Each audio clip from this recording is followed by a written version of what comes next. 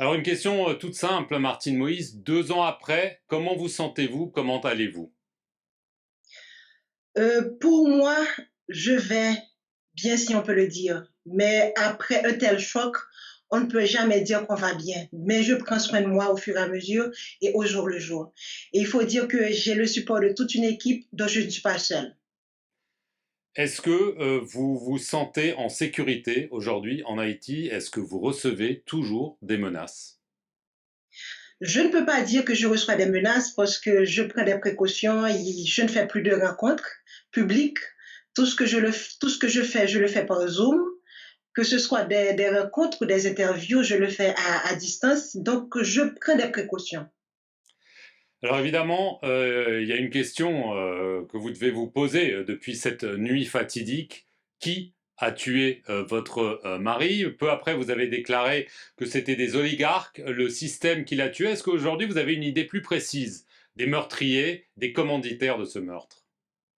Depuis après juillet 2021, il y a le procureur Bedford et ainsi que la DCPJ, la Direction centrale de la police judiciaire, qui ont diligenté une enquête. Et suite de cette enquête, il y a des soldats colombiens qui sont arrêtés, il y a des personnages politiques qui sont actuellement en prison. Il y a 6 mandats qui ont été émis contre des oligarques et également contre des personnages politiques. Donc, je pense qu'à 2 ans après, on peut avoir une idée d'où ça vient.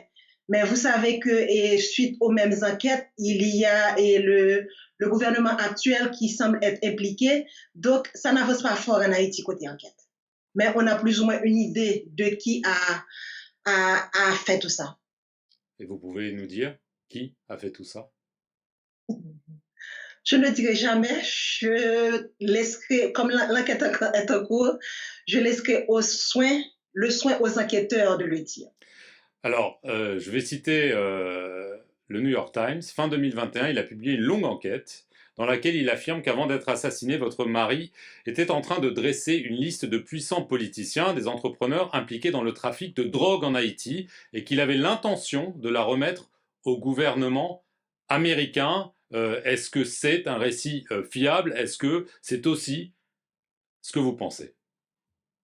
Si ça fait partie d'une enquête et que c'est la suite d'une enquête que ça a été dit, c'est sûrement fiable. Mais moi, je ne saurais le dire parce qu'il ne m'en a pas parlé.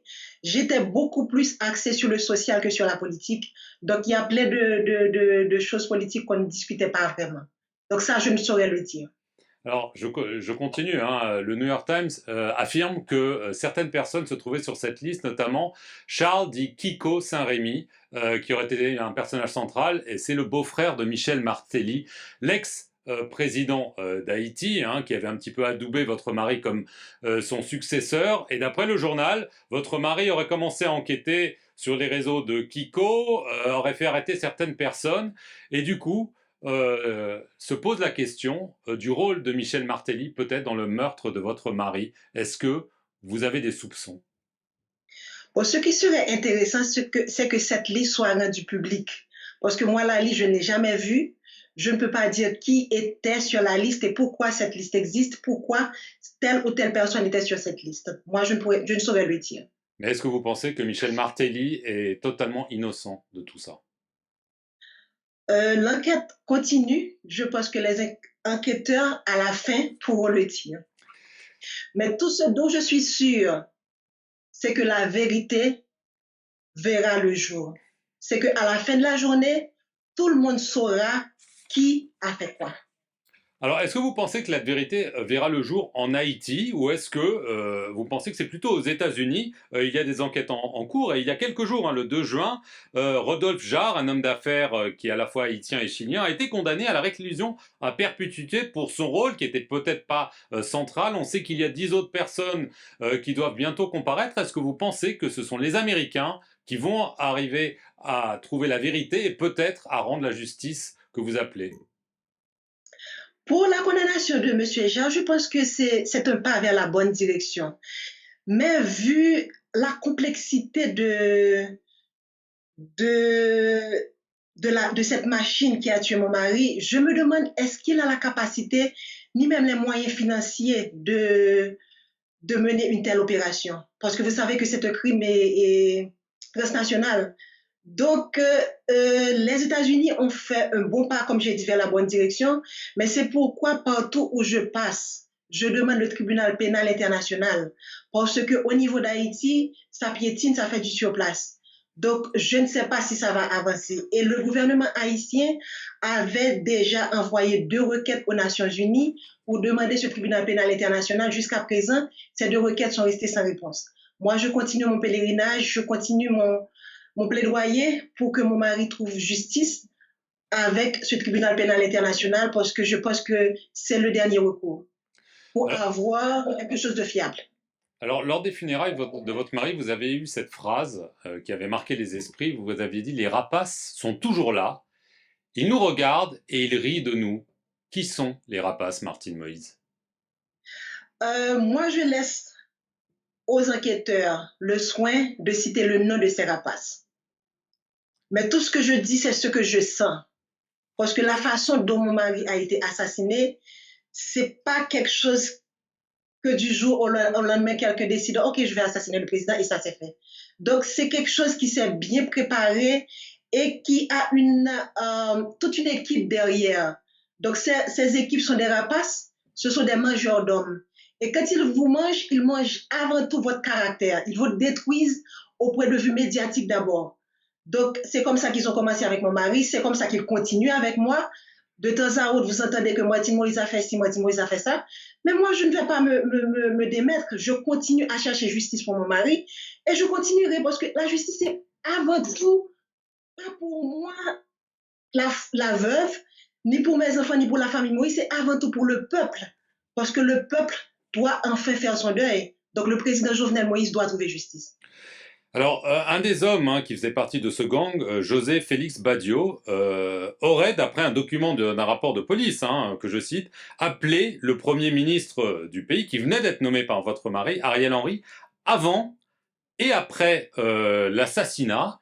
Est-ce que ça signifie que Ariel Henry a joué un rôle, ou en tout cas a été mis au courant de ce qui se passait dans votre esprit? Donc, ce n'est pas dans mon esprit, c'est les enquêtes qui le disent. Donc, c'est la Digicel qui a donné son rapport et le procureur avait le rapport en main, la DCPJ a travaillé dessus. Donc, j'ai moi personnellement porté plainte contre le chef de gouvernement en place. Donc, d'après ces enquêtes, il est impliqué. Donc, ce n'est pas moi qui le dis.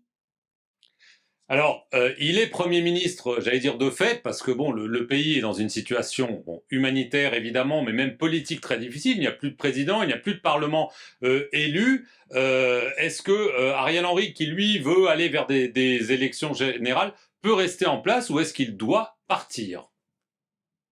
Mais est-ce qu'il veut vraiment aller aux élections? Parce que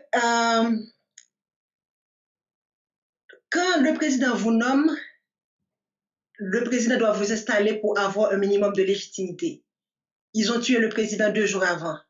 Donc, le chef de gouvernement qui est là n'a jamais joui d'aucune légitimité. Il se maintient au pouvoir d'accord en accord. Et pourquoi il y a autant d'accords? C'est parce que les accords ne sont pas respectés.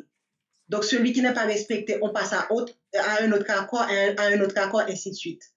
Mais je pense qu'on a besoin de notre Premier ministre avec un gouvernement de consensus qui pourra vraiment adresser le problème de sécurité, parce que je pense que le chef de gouvernement en place fait partie du problème.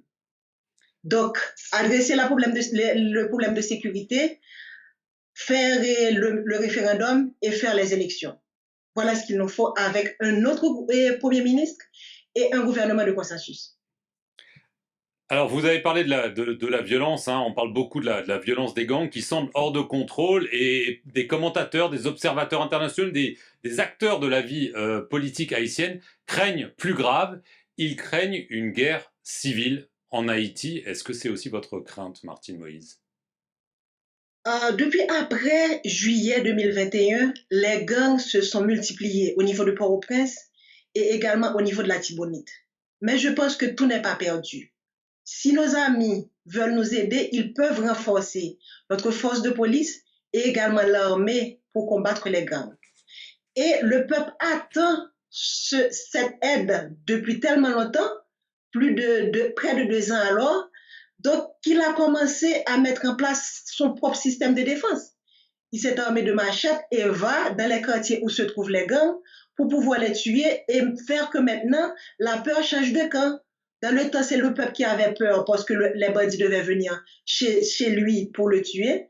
Maintenant, c'est autre chose, c'est l'inverse. Mais est-ce que vous appelez à une intervention de la communauté internationale comme l'a fait Ariel Henry, ou est-ce que c'est inutile et est-ce que c'est dangereux? De 2004 à 2017, nous avons eu une intervention qui nous a laissé un goût amer à la bouche. Les soldats qui étaient venus, ils ont violé nos femmes, ils ont violé nos garçonnets, ils ont violé nos fillettes. Et avant de partir, ils nous ont laissé le choléra. Donc, on n'a pas trop envie de recommencer tout ça. Donc, nos amis qui veulent nous aider, renforcer notre force de police, renforcer l'armée pour combattre les gangs et avoir enfin une solution viable pour le problème de sécurité. Dernière question, Martine Moïse. Est-ce que vous vous sentez prête, 2 ans après, à reprendre le flambeau de votre mari et peut-être de jouer un rôle politique, y compris de premier plan, dans le futur? Est-ce qu'on peut parler d'avenir là maintenant? Parce que le chef de gouvernement qui est là, il est en train de traîner les pieds. Comme vous savez, il n'y a pas de conseil électoral, il y a rien d'établi. Moi, je suis obligée de continuer avec la partie justice pour mon mari. Quand il faudra supporter quelqu'un ou faire quelque chose au niveau politique, on verra. Mais pour l'instant, je ne le vois pas venir. Martine Et tant Moïse, qu'il est là, il ne fera pas d'élection. Martine Moïse, merci beaucoup d'avoir répondu aux questions de France 24 depuis Haïti et merci à vous d'avoir regardé cet entretien.